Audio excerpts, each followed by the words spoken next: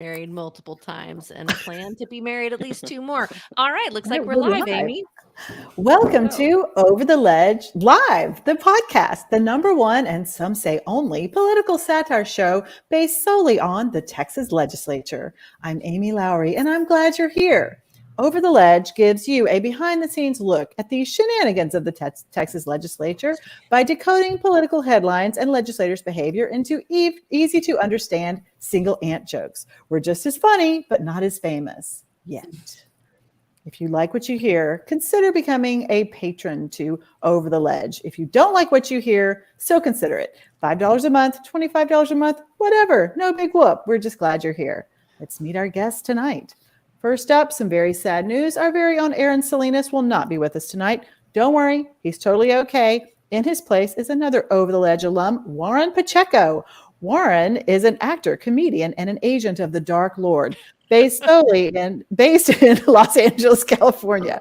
When taking a break from being poor, he enjoys long walks on the beach, foreign films, and being a rapturous beauty. Be sure to stay tuned as you can catch him in such illustrious roles as Gay Number 3 and Bitchy Receptionist. Please welcome Warren Pacheco. Yay! My birthday, so I'll plot myself in. It's really, it's great to be out here in LA. I love being put in a box. It's great. I have no more questions or qualms about who I am. I am gay, and that's it. And bitchy, I guess, too. Yeah. And an agent of the Dark Lord. Yeah. Hey, that's private. Well, My work with the devil is private. Just because I mentioned it in my bio doesn't mean you get the question. All right. Next, we have a wonderful comedic guest for you tonight, Sean Petrie. Sean is an author and award-winning poet. As a founder of Austin's Typewriter Rodeo. He has written over 20,000 poems for strangers all across the country. His poetry books include Typewriter Radio, Listen to the Trees, and his latest Typewriter Rodeo. I'm going to write Typewriter Radio now. Rodeo. Right, yeah, that's his upcoming. Typewriter Rodeo, Listen to the Trees, and his latest, an art poetry collaboration entitled Pet Poems, also not just pets. He also has multiple fiction and nonfiction books for kids and teaches legal writing at the University of Texas School of Law. More at SeanPetrie.com. P.S. He and Stephanie went on at least one almost date about 20 years ago. We did? Oh, well, my God, yes. Going, yeah. Wow. That kayaking meant a lot to me. Yep. And then 20 years later, we're talking, we reconnected. He finally called. It worked, ladies. I just waited and waited. Played that long game. That's right. Our very special celebrity guest for tonight is Senator Carol Alvarado. Senator Alvarado is proud to serve Texas Senate District 6 in Harris County and was first elected in a 2018 special election. In 2008, she was elected to the Texas House of Representatives and served 5 terms, representing District 145. Now, in her second term, serving in the Texas Senate, the senator is vice chair of the Senate Select Committee on Ports and a member of the Senate Committees on Administration, Natural Resources and Economic Development, Nominations, Transportation, and the Special Committee on Redistricting. Senator Alvarado is an advocate for women's health and reproductive rights and has passed legislation to assist victims of sexual abuse. Please welcome Senator Carol Alvarado. Thank you. If Warren is gay number 3, I'm Senator number 10. The Democrats were just sort of a number in the Senate. Oh. No, hardly.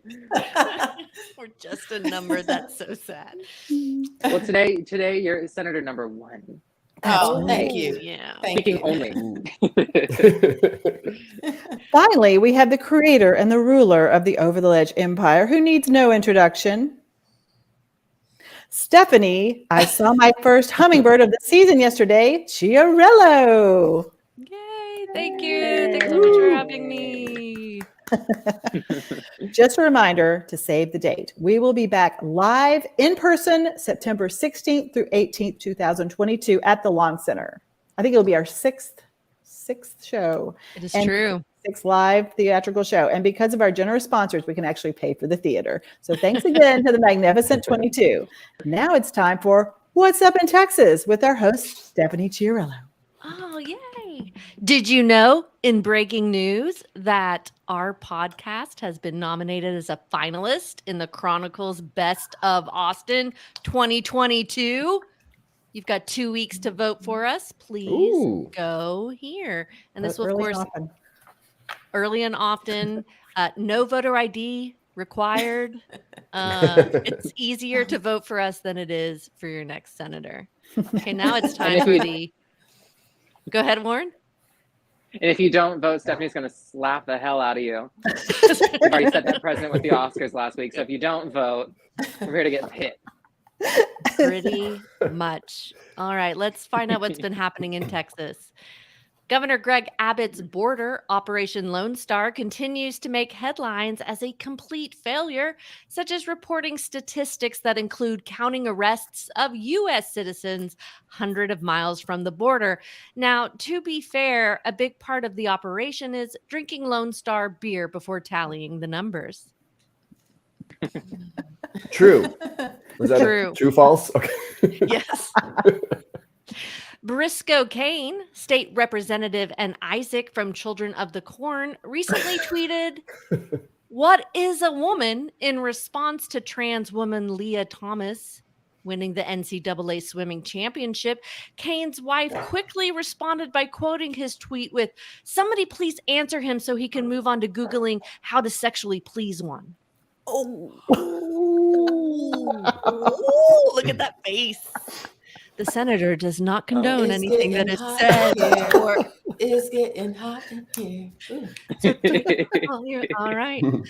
Targeting trans youth yet again, Paxton is investigating pharmaceutical companies that sell puberty blockers for, quote, deceptive marketing. As he himself has never undergone the maturing process of puberty, he knows a lie when he sees one. In the Senate primary runoffs, Lieutenant Governor Dan Patrick's favorite GOP candidate, yes man, Pete Flores, is up against renegade Raul Reyes. Reyes says right now it's a Senate of one, and that's Dan Patrick. I bet party of one accurately describes every birthday party Patrick has ever had. Oh. Oh, don't feel bad. No, not really. Texas Republicans commended Granbury ISD Superintendent Jeremy Glenn for his, quote, leadership to remove vulgar or pornographic materials from local schools. Glenn managed to find 3 offending books: The Birds and Bees and You and Me, the second book, Genderqueer, which were both found in school libraries. The last book, of course, If There's Grass on the Field, Play Ball, was found in football coach Bob Nix's desk. No. My other writer did not like that joke, and I kept it in there, and she's always right. Texas's electric grid is under high alert again as Russian hackers have been probing for weak points. It's really too bad Russia didn't learn anything from Greg Abbott. Simply wait for the grid to fail on its own and then say, "It wasn't me." Oh. After a 3-hour-long public hearing, the Lindale City Council approved an ordinance for the city to become a sanctuary city for the unborn. Lindale is the 15th city in East Texas to prohibit abortions within the city limits. What's next? Are they going to outlaw dancing? If we learned anything from Footloose, dancing is where the slippery slope towards fornication begins. Okay. Wow. It's nice to fail. Abortion nonprofits say Texas State Rep Briscoe Kane defamed them in a cease and desist letter he wrote where he called them, quote, criminal organizations. In response, Kane said, "I'm surprised they're not more upset about the nanny doo-doo stick your head in doo-doo part of my briefs." Doo-doo and briefs? What is woman? Ooh. 2 more. You can hang in there with me, everyone. Attorney General Ken Paxton tried to stop Austin ISD's Pride Week from happening. Paxton said Pride Week just promotes sex ed. Austin ISD says Pride Week is about acceptance. Now, Rainbow merch makers say Pride Week is about finally making enough money to retire to literally anywhere Ken Paxton is not. And finally, this is the dark one. So if none of those got a laugh, neither will this one. But I'm going for it. Just like my marriages, Melissa Lucio, a mother from the Rio Grande Valley, convicted for the death of her daughter and scheduled for execution next month, has evidence pointing to her innocence. When asked if he's going to pardon her, Governor Greg Abbott replied, "Have you met me?" Gosh, that is dark. It is dark. Yeah. So get us out of here, Amy. Thank you very much. That's what's happening in the Texas legislature. So that happened again. It's my show. It's my show. Okay, audience, let me tell you how this podcast works. On tonight's episode, Warren and Sean are competing against each other for the coveted Most Knowledgeable Comedian in Austin Award. Comedians, please be aware that you can each phone a friend 3 times if you were stuck on a question. And by friend, we mean Senator Alvarado. This award is given to the comedian who knows the most about Texas politics, according to the outcome of the games on our show. Stephanie, show the award. There it Oh is. my goodness, that's Doesn't even wow. Fit in the frame. Yep. Yeah, it's too. I don't even want to see the rest. That's all. Oh, there it was. Wow. Made of the finest Taiwanese alloys. Whoever Excuse me. wins. This fine marble base was made in Italy, Warren. Oh, yeah. Italy. Oh, yeah, Italy, New Jersey. Whoever wins gets their picture taken with our special guest, Senator Alvarado, and she will post the picture on her social media, announcing will? that the winning comedian is I didn't agree to that. Right. That was the next one. Stephanie, did we ask the senator if she's okay with this? No, I did Just not. create a new social media account right now, just Right. for that. The real Senator Carol Alvarado. Our special guest, Senator Alvarado, staged a 15-hour filibuster against the GOP voter suppression bill, Senate Bill 187-2, the second 30-day special session of the 87th legislature. She also filed an online voter registration bill every session since 2013. Let's just say Senator Alvarado, using her own words, believes, quote, "it is our sacred right to cast a vote," unquote. Let's remind ourselves about voting rights in Texas. Are you white? Are you male? When we say freedom, you say guns? Okay, then you've got the right to vote, or it may not be that simple. This game is called You Ballot Believe It Again. It's multiple choice. We first aired this game May 15th, 2020. All right, Stephanie? Okay, we're just going to get right into this game. It's multiple choice, and we're going to start with Warren. Actually, we're starting with Sean because Warren is replacing Aaron. So, Sean, you are the guest. Okay, B. Okay. You want me to read the question? You might learn Or- something, Sean. Yes, no, sorry. Okay, making sure you understand, you can ask the senator. There are 2 games. You can ask her 3 times for help. Okay. Total. Okay.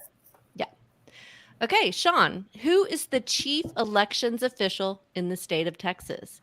Is it A, the Secretary of Elections, B, the Attorney General, C, the Secretary of State, or D, the President of the Senate? Who is in charge of elections in the state? Yes.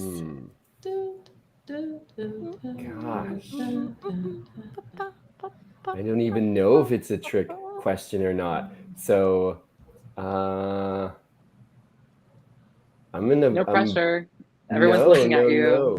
I know. I'm gonna phone a friend on this one and see what we think, Senator Alvarado.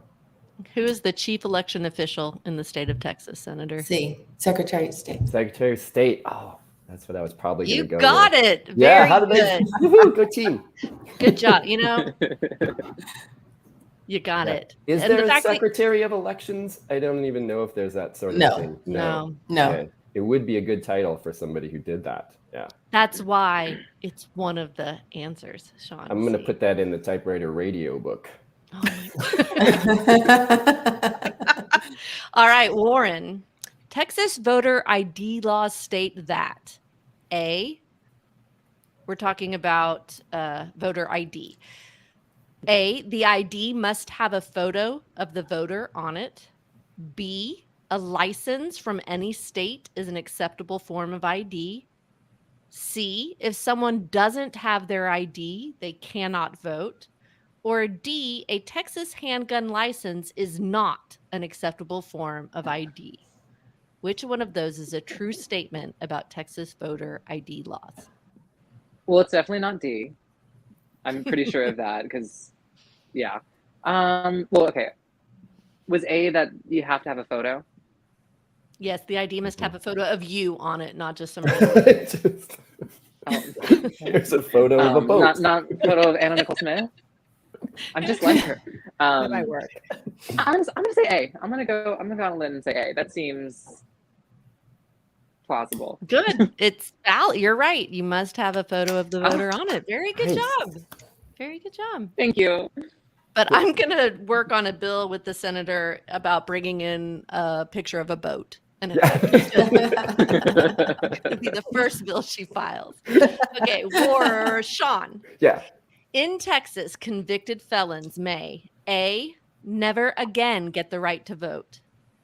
B, regain their right to vote if a panel of judges deem them sufficiently rehabilitated. C, regain their right to vote after completing their sentence, including parole. Or D, regain their right to vote only if the governor grants them a waiver. This is about convicted felons. Oh, wow.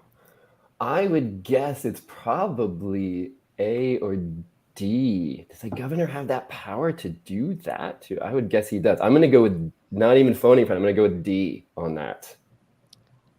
Dude, I wish that was right, but can you see that it's actually C? I'm sorry. I can now. Yes. They regain their right to vote after completing their sentence, including parole. Wow. Did not know that. All right. Yeah. A lot of them don't know that either. Mhm. But they'll all be listening to this, and now They all they do. will We know. are Yes. so big in prisons. Yeah. Over the Ledge is everybody's number one show. Yeah. Rod, if you're listening, I love you. He's innocent.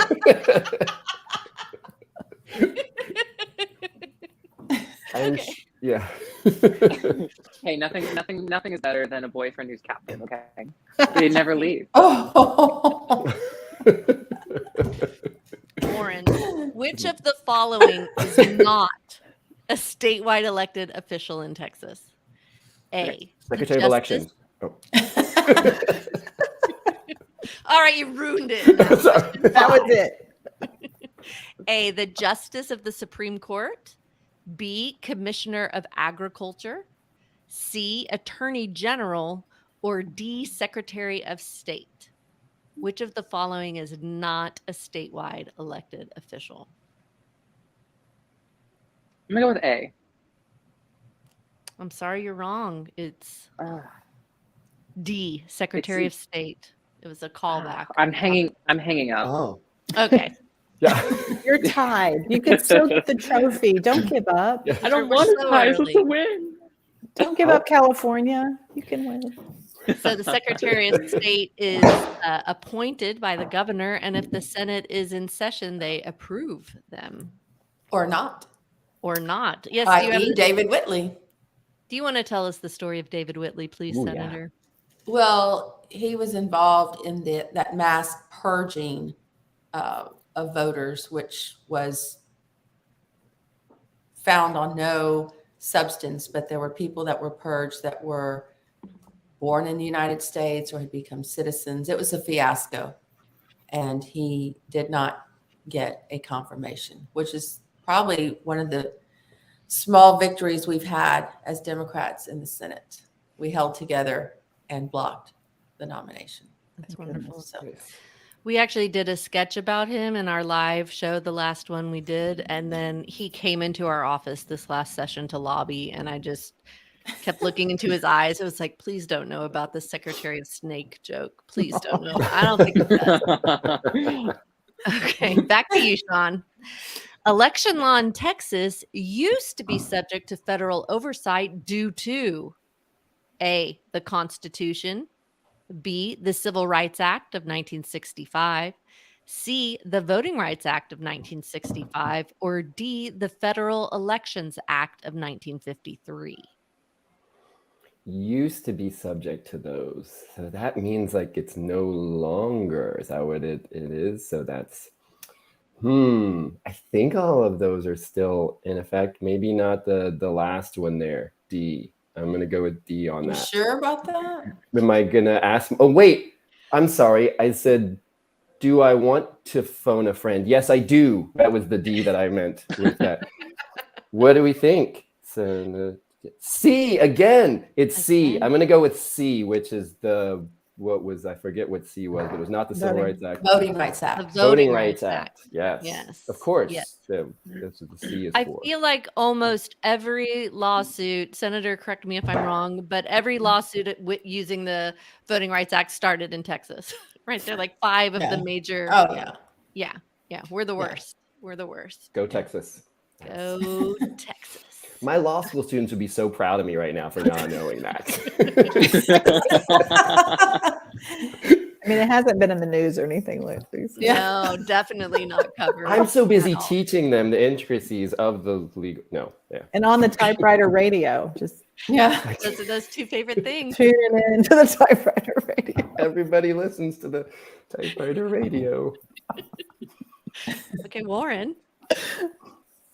Wait, is that right? Yeah. Yeah. Warren. That's his name, yeah. Which of the following Yeah. was not a discriminatory policy of Jim Crow era Texas elections?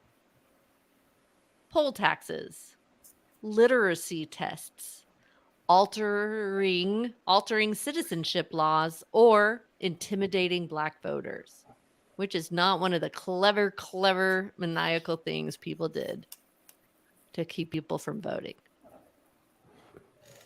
Remember, you can phone a friend, Warren. I feel like all of those happened. I'm gonna phone a friend on this one. I'm gonna say it's a soft C. That's not my final answer, but it's a soft C. Okay, Senator's nodding, so I'm gonna say C.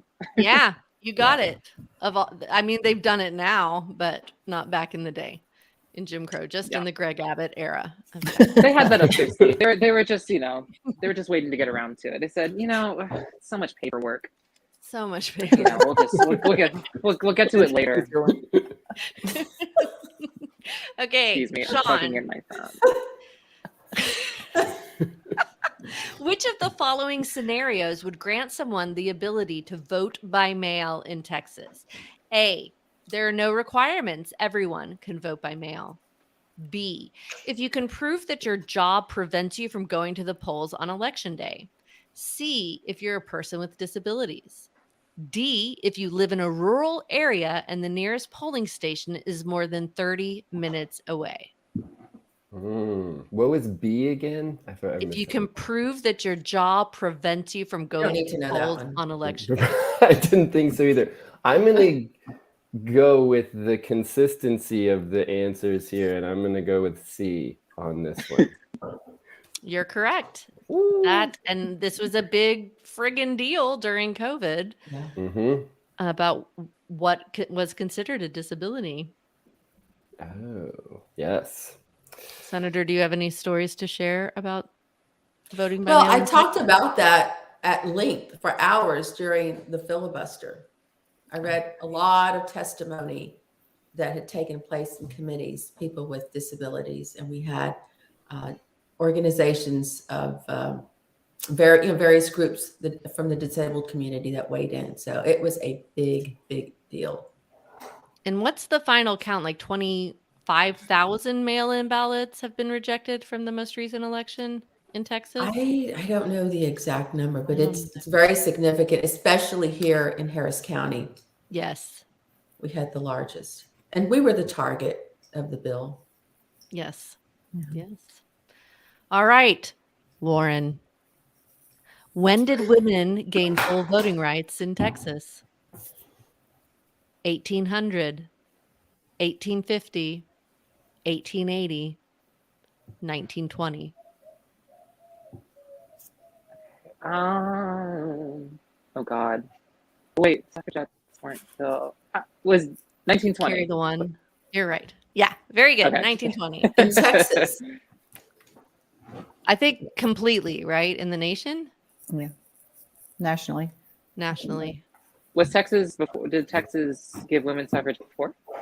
Oh, are you kidding? I was like, I know. I was like, wait, no. I'm sitting here. April Fools! Yeah. I was sitting here like We're still waiting. I was like, you guys are dumb. Like, So I actually used to work with a gentleman named Steve, whose like great uncle or great great uncle was the state rep from Tennessee, who was the swing vote, who Oh, wow. helped pass that. And apparently he got a letter from his mom that was like, "You better give us the right." And anyway, I think of that every time. Wow. And Steve loves this show. Was she a suffragette? I need to look more into it. I assume she was. Yeah. Okay, Good for last her. 2 questions for each of you. Warren, when is the next uniform election day in Texas? Sean? You could switch it up. I don't know what yeah. Sean is 9. he can have that question. I don't know that one. That's okay. It is to you, Sean. I'll When take is it. the next uniform election day in Texas? Okay, which means that there are elections all across the state. Statewide. Okay. Yeah. Tuesday, November 8th, Saturday, May 7th, Monday, July 4th, or Tuesday, May 24th.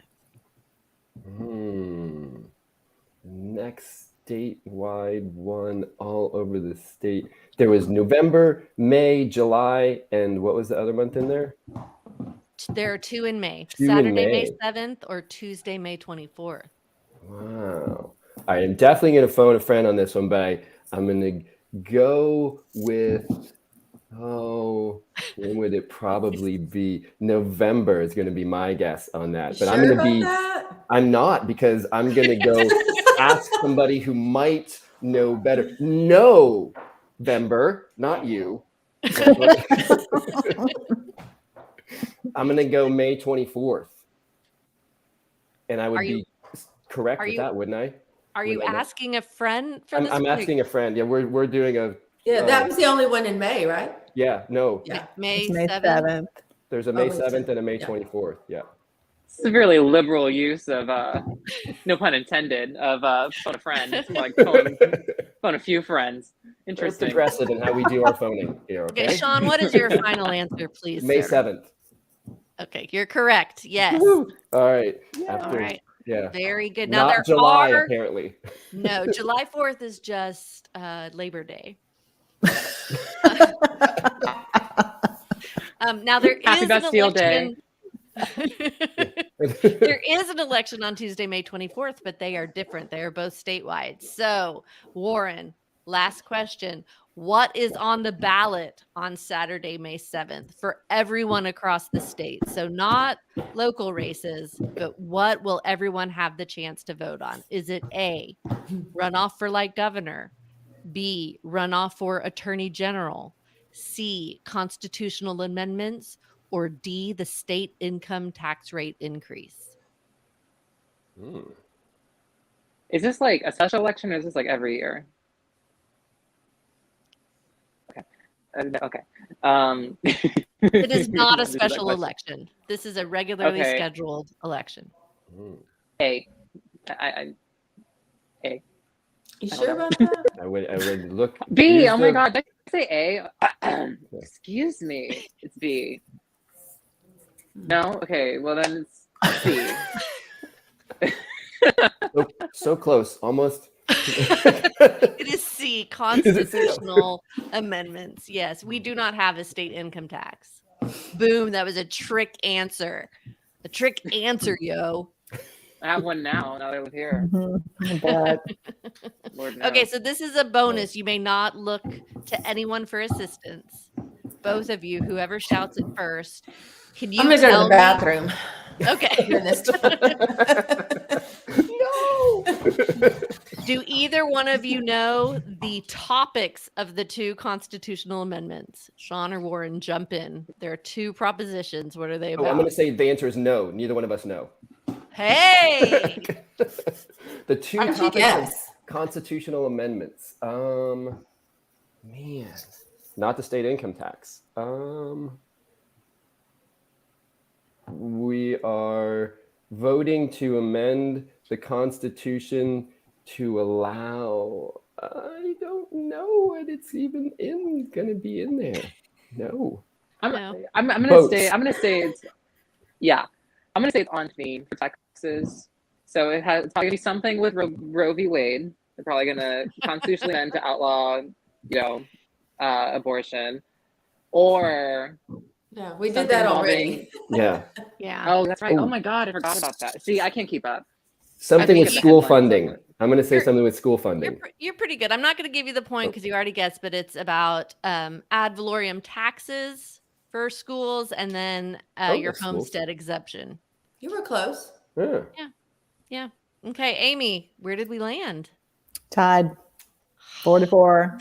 Yes, love we're the sharing the ties. trophy. And the Sean has tie. Sean, you've used all your phone of friends, but Warren. I won that part too. Does that mean you have to take a picture with both of them? Oh, there's one Only more if they game. tie. There's another Oh. game. Don't you worry. Yes, don't Okay. worry. What's the You next can game, crop Amy? out whoever you want in the social media post. Our next game celebrates the glorious holiday that is today, April Fool's Day. It's called Believe It or April Fools. Yes, Stephanie grew up in the 1980s. Let's play. Okay. This is pretty simple. Is this sweet anecdote? Anecdote? Anecdote. Anecdote. About, is this cute little story about a legislator true? Is this something we just don't know about them, or is it April Fools? Aha. Okay, so pretty much it's a true false game. Okay, you're gonna say if it's true. Sean, even though you've already used all your questions, I kind of think the senator's facial expressions could maybe give you some hints. Yeah. Ooh, okay. Thank you for that tip. Yeah. Clear Okay, so riggery we're- here at the game. Yes. See the We're starting favor. again with you, Sean. Yeah. Is this Believe It or April Fools? Okay. Lieutenant Governor Dan Patrick gives 10% of his income to charity every year. Well, maybe charity is very loosely defined for where he gives his money, but I am going to go with false on April Fools on that. You are correct. April Fools. Mm. April Fools. Warren, former Speaker of the House Joe Strauss would give $1 to every person who was homeless when he walked along Congress Avenue. Um, And then he would take 2. yeah. We're false. And even if Correct. that's allegedly Correct. true, false. It's April, Right. April Fools. Sean, State Representative Jared Patterson spends every Thursday night tutoring 5th graders in math and science. Wow. I don't know who that is, but I want it to be true, so I'm going to say true. It is April Fools. Oh, there was a theme to this. Hmm. They were all- That's why you went to law school. Warren, State Senator Paul Betancourt plays the cello in the Houston Civil Orchestra. Everyone okay? He Hold just dropped on, the cello. hold Hold on. He plays the cello and donates that salary to Houston ISD Fine Arts and Music Program.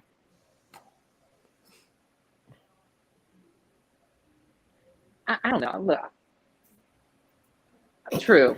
Why not? We'll get the benefit of the doubt. It better be true. I'm sorry, that is not true, Warren. It is April Oh my God. Fools. Greedy, Oh. greedy. You have 2 phone of friends if you want to use them in future. That is, I forgot about that. Sean, At this State point, I think it's a lost cause. State Representative Candy Noble leads a Girl Scout troop in Lucas, Texas, and can survive in the wild for 48 hours with just a jug of water and, quote, her trusted multi-tool. No, she cannot. I'm going to go false on that. Correct. Spent some time in the wild with Candy, and that's not true. April Fools. You're April right. Fools from me too. I think trusted multi-tool was the giveaway for me on that one. Aw. It had been just like her machete. State Representative Warren Tony Tinderholt makes birdhouses that he gives away to senior citizens in his neighborhood in Arlington, Texas?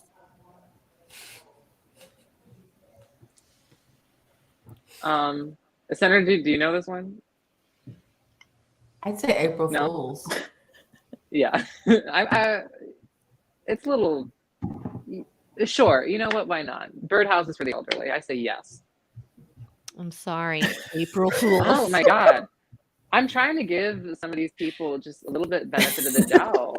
I know, But no, they sound apparently like they're everyone's very- hoarding money and hoarding birdhouses. My God. right. And cellos. leaving the Girl Scouts on Yeah. their own in the wild. Yep. That's right. What do Here, you think take your Yellow own Jackets was trusty multi-tool. based on?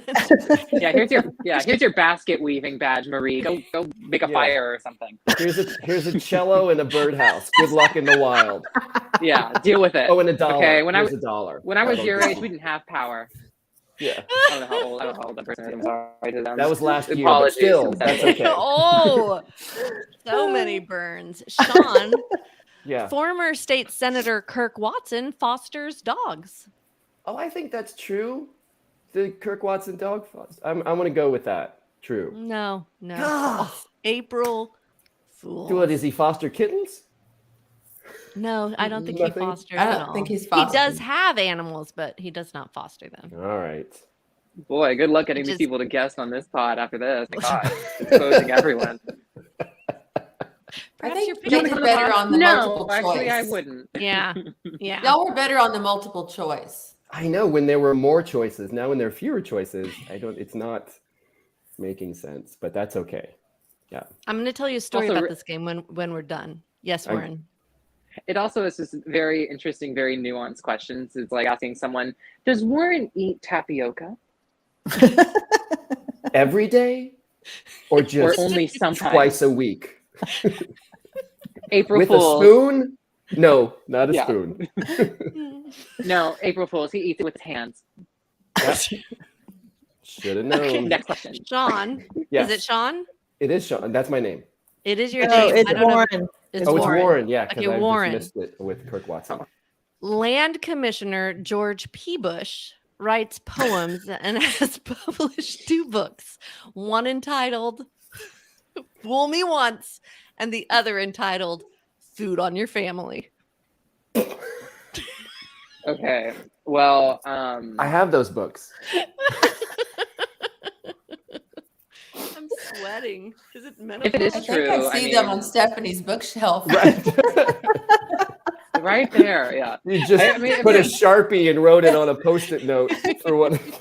That's the I will- bonus first of- question. Find it. Firstly, as someone who comes from a literary family of published authors, very interesting titles. I wouldn't deem them viable commercially. You know what? Sure, I'm gonna stick on thing. I want to say yes to everything. Yes, he wrote those books, and I'm sure they're fabulous, lovely, lovely books. They're No. lovely books. Okay. They are quotes of his uncles, famous quotes of George W. Bush, not George P. Bush. So this one too Food on is your April family. Fools. Food on Yes, your right? family. Remember, it's like, fool me once, shame on you, fool me again. Once, food on your family. Yes, it was like, so you could put food on your family. Remember when that was the dumb guy? Oh, bless our hearts. Okay, Sean, Yeah. final question for you. Okay. Attorney General Ken Paxton collects cookie jars and has won several competitions across the nation, including the Cookie Monster Award for largest cookie jar, the Neiman Marcus Award for his diamond encrusted gold cookie jar, and the Who Stole the Cookie from the Cookie Jar Award for insider cookie trading. Wow, he has. Are these like cookie jars filled with all the souls of the people that he's taken as a Dementor? No, those are mine. Oh, that's right. You're the agent of the. The Dark Lord. We so need a Ken Paxton as a Dementor sketch. Okay. Is that like his hands are in all the cookie jars thing? There, I'm gonna go with false on Ken Paxton and his cookie jar fetish. You're going to be correct. Hmm. This is April Fool's. It was loosely based on a 30 Rock plot point. Oh, Uh, with Ken Paxton? yes, with Ken Paxton. Steve Buscemi, I think. I have beef with the game. He gets. So did Ken Paxton go down to hell to claim the souls and stuff them in cookie jars? Yes or no? True or false? Meanwhile, did Paul Betancourt do something humanitarian that would be great for his optics and serve his constituency? No, he didn't. Well, you did get the Fool Your Family with Food book title I don't question. know. So that Do you know how many dumb books are out there? My God. Go to 7. I would say There's I'd say the 7. Barnes and Nobles, but they're all closed. One's called Oh. Watching Typewriter Radio. Yeah, go to My your local favorite. library if they haven't shut it down yet. Okay, Warren, final question. State Senator Joan Huffman knits blankets for preemies and spends at least one night a week holding babies at hospitals. No, you know what? She takes the blankets from the preemies and then she ships them off to labor. I don't know. No, she doesn't. Joan Huffman, you are selfish and you don't knit a damn thing. Mhm. For babies or anyone, except maybe Cold. yourself. Yeah. All cold, freezing. It's like you know her. Okay, you're right. April Fools. None of these were real. And I honestly tried. I posted on social media and I was like, hey, anybody have a story? You know, like something we just don't know about someone. I asked insiders, journalists, and lobbyists who've been in the building forever, and people were like, I could not think of a single story. Wow.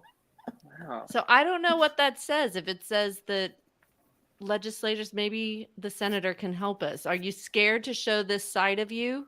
Or do you think this side? Oh, she's quiet. No, They're she's staying busy. They have all quiet. these parades they have to go to. But That's it right. should be, there should be like these humanitarian stories of people like, Yeah. donate food or prop pitch tents. I don't know, Yeah. but there's none of those. I mean, no one pulled anyone from a fire. No one I don't know, trudged uphill both ways in snow to take her Right. little sister to school. Nothing. Got a kitten from a tree. It's Not even Kirk not Watson out when he was there. fostering them. I mean, I'm pretty self-serving, but God, I mean, something, please. I let someone cut me in line with the DMV today. Oh, False. Warren. Yeah. No, it's true. You know what? I'm better than Paul Betancourt. Okay, I do things for my public. My Amy. public. I mean, the people stuck with me in line. That's going And to all be those- your mantra. I'm better than Paul Betancourt. Yeah. I'm don't just even know what glad he you've looks like or learned who the he is. name Paul Betancourt. What he would Paul plays that Betancourt cello. not do? That's what I would do. Yeah, everyone on 3. We love Paul Betancourt. Woo! Yeah, he's Okay, in Amy. your court. I started laughing, got a little confused, but I think Sean got 2 of those and Warren got 1 of them, unless you guys remember that I missed. I think No Warren. idea. I think Sean did better because Warren was saying true and Sean never said true. I said Yes. true to Kirk Watson He and to did. something else. Amy's the keeper. Okay, I'm gonna see. Can I? Oh gosh. Oh geez. What? I messed up the layout. Oh God. Okay. No. What happened? There we go. I was trying to just put the senator and Sean together, but I believe Sean is the winner. Is that true? Oh. Don't bother with that picture. Her social media accounts have been wiped, clean, deleted. And Senator, I don't blame you. I'm not saying that. That's not the senator's fault. That's my fault. Okay. I don't want to be associated with this. Oh, no, I don't mind. Let's Yes. take the picture. Okay. Okay. Yeah. So we're just gonna smile on 3 and then we screen capture it. 1. Okay. Can you Two. wait a minute? Pull that. Let's get a full shot of that because from where I'm Yeah. looking, it looks really strange. Is it a bowling pin? Oh, yeah. Okay. Yeah. Can you? It's a Little bowling trophy. stranger. There it is. Yeah, if you pull it back, there you go. Yeah, that's a good shot. Okay. Yeah. Yeah. There you go. Okay. 1, 2, 3. Great. We got it. 43-41. was Okay, the score? Amy. Oh. No, that was the time of the photo op. Oh. Oh, I thought you were talking about Bush 43 and 41. Oh, yeah. We should have made that a question. Yeah. Oh, that would have been a good one. Now it's time to meet the woman who stood up to Dan Patrick for 15 hours. I hope one of that parades is for you. Senator Carol Alvarado. Yay! Thanks. Thank you, Senator. So as I was doing research on you and remembered the filibuster, this was longer than Wendy Davis's filibuster. And did you call her and be like nanny nanny boo boo? I got No, but I 15 talked to hours. her before Okay. I did it. There was a different day that I was actually going to do it, but then that's when the House left and plans changed because that would have been too much. I mean, people leaving, breaking quorum, a filibuster going on, and I just decided to wait. And so anyway, no, I called her. She had a lot of good advice, and we talked a lot about the catheter and how to prepare yourself. Uh-huh. But the difference is that I had that damn thing on all day because we were supposed to take that bill up first in the morning. Okay. And once they caught on what I was going to about the filibuster, then we didn't take it up till the evening. So Okay. I couldn't take it off and then put it back on. It's not like, a ring. Let me put it on and put it off. I mean, it's very complicated. So it was painful. It was painful walking around. I mean, think about it. When you have those on, you're in a hospital bed most of the time, right? But yeah, this was painful, and so she gave me a lot of good tips. Yeah. And so I think people, I hate to say it, I think people missed it, right? It was the second special session. It happened overnight. So can you tell our audience a little bit about what you were doing it for? And even though you knew, you were only 5 days into the session, what was your inspiration and how did you find the courage and the stamina to keep it up? Well, I was inspired because members of the House had been gone for, I can't remember at that time how long they were gone, but I felt like this is one of those defining moments in your career. It's a civil rights issue of our time. And I wanted to make sure that people, not just around the state, but in the country, realized what was happening, because it not only stayed in Texas. Unfortunately, what happens in Texas doesn't stay in Texas. We knew, and as you can see, it's happening all over the country. But we wanted to shine a light on it, and one way to do that was to stop it. Otherwise, it would have just flown out of the Senate, probably with very little debate, and having the filibuster allowed me time to read testimony from the disabled community, from senior citizens, from minority communities, and focus on some of the bad things. And trust me, there was a lot. I probably could have talked for another 15 hours. But I think there were a couple of good things that came out of it. And one was the poll watcher issue, empowering poll watchers. I talked a lot about that. And as a result, when the bill went back to the House and it was passed, there was an amendment. I believe Stephanie Cliff put that amendment on, that the poll watchers had to have training, mandatory training. That's something we had asked about, and it didn't happen. So I feel like if there's, one good thing that came out of the filibuster, that was probably one. And then, of course, just getting the, national attention and the spotlight on the issue. Well, I know we really appreciate it. We had Scott Braddock on not too long ago, and he was talking about the bill and how at least it got better. And then some of us and our guests pushed back on, but it was a pretty shitty bill. Like, it got better. It's crappy. Yeah. Right. But, you have a pound of sugar and, one piece of shit. It's still a bag of shit. Right. Pardon me. So I don't know what my question was in there. So you made it, we got it better, but it was still pretty horrible. And you wrote this op-ed very recently about vote by mail. And so will you talk a little bit about that and how it impacted this most recent election? Well, being from Harris County, I felt even more responsible for doing something because the bill was targeting us. Our commissioners court came up with some very creative ways for people to vote during the pandemic, being able to pull up, have the drive-through voting. That was a success. 128,000 plus people used that mechanism for voting. And then we had the 24-hour voting, which to over 10,000 people utilized. And those were people that were shift workers, police officers, firefighters, people in the medical profession. And these things led to a record-breaking turnout for Harris County. So I think that's why we were a target, because it worked too well. I've been trying to push online voter registration for many sessions now. We are now just one of a handful of states that do not allow for it.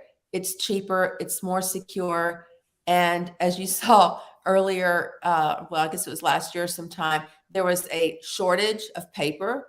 And I'm thinking, I mean, we dealt with the shortage of toilet paper during the pandemic, and now we're dealing with the shortage of paper during this election. It makes no sense. And then all the issues that we had with the vote by mail, mainly people either not putting their driver's license or this last 4 digits of their social security, or not putting the same one. That was the trick, that you had to put the same number that you put on the application and the actual ballot. You know, some of our, especially our senior citizens, they couldn't remember which number they put on there, and then your ballot would be thrown out. And a lot of people just got frustrated. There was no real quick cure method for it, and there was supposed to be, and that didn't happen. So, you know, we'll see what this leads to in November, but we've got to get it right. We've got to do better. I'm curious when someone gets to analyze how many Republicans and how many Democrats and how old were they, and I mean, I guess I won't be surprised by the answers, Right. but I am curious. Let's go back in time just a little bit. Kind of, what is your orange? What is your orange story? But I also want to know your lemon story, your origin story, and what inspired you to run for office.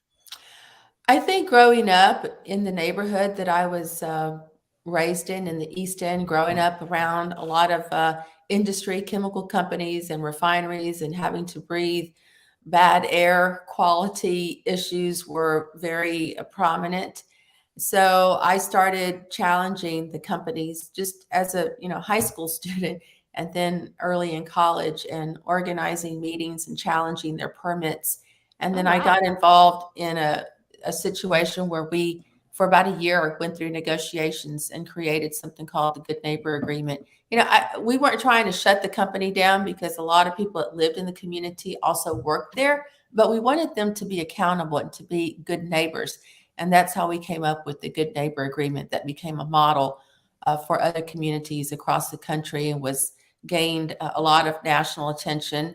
And then my sister worked for Planned Parenthood, and she recruited me to volunteer for, I don't know, a week or so during the Republican National Convention at a clinic, because there were protesters, mainly men, trying to keep women from getting from their car to the clinic door. And so I got involved in that, later became a board member of Planned Parenthood.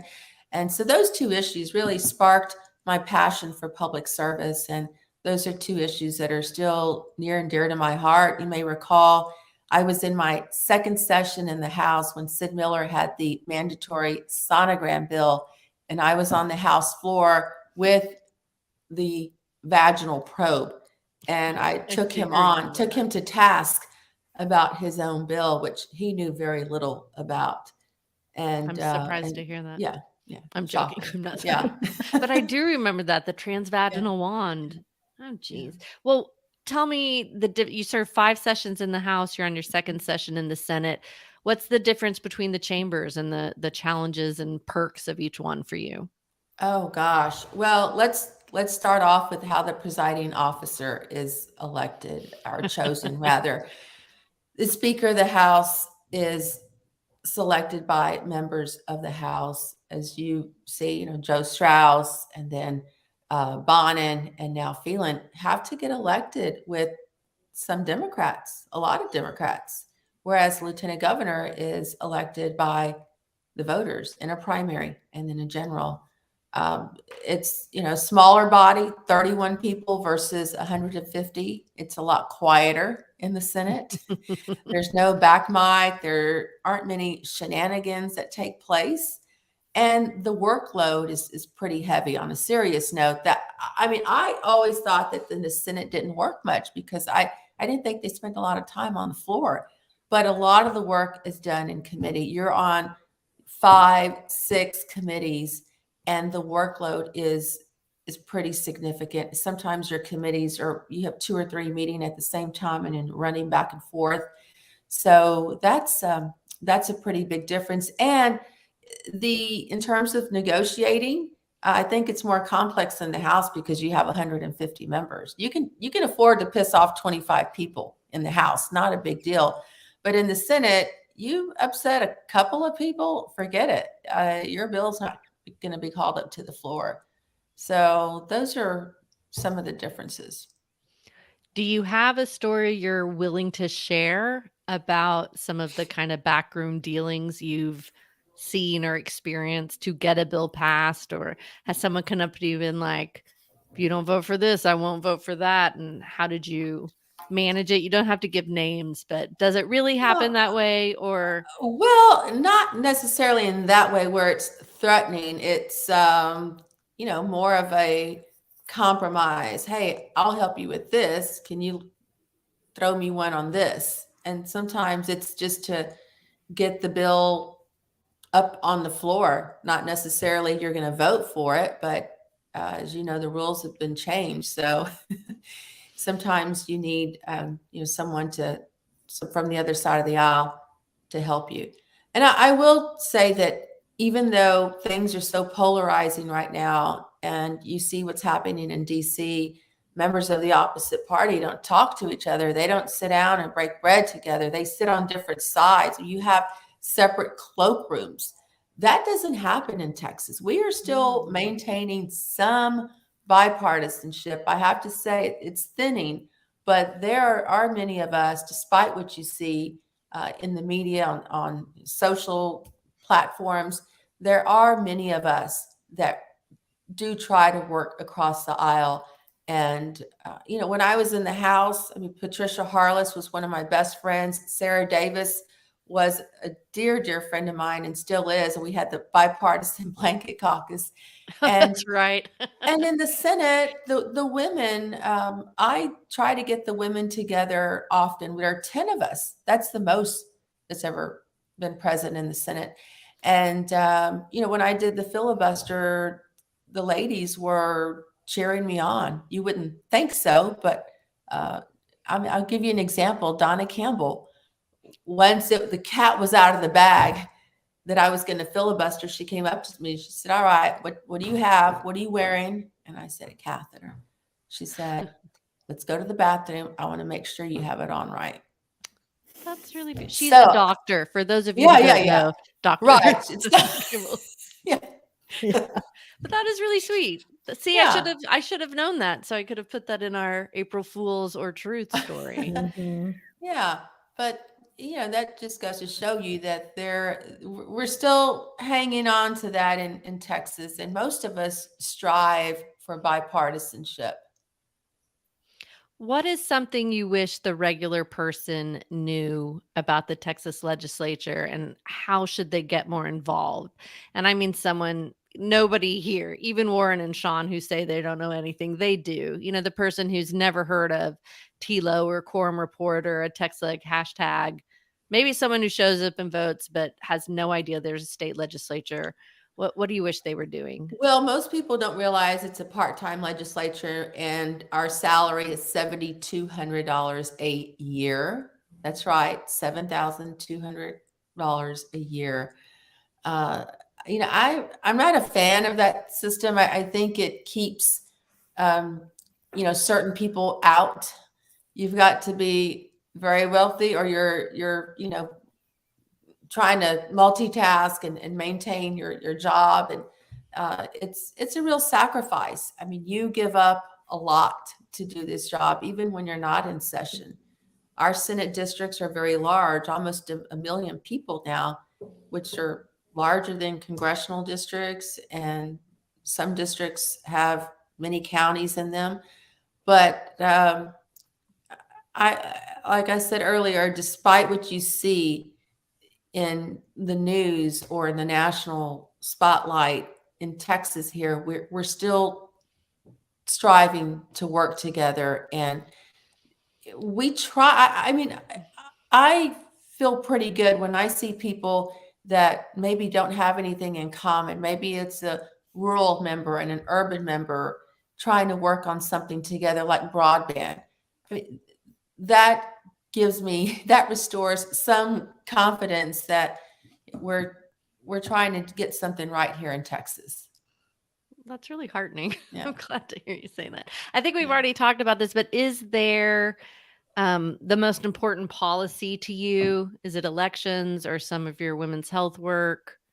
Oh, it's all of that. I work a lot on economic development issues and small business issues because I want to see our economy continue to be the strongest, but I want it to be the strongest for everybody. And that means good paying jobs, decent wages for people. And as you can see, I mean, that's happening now because there's a shortage of workers.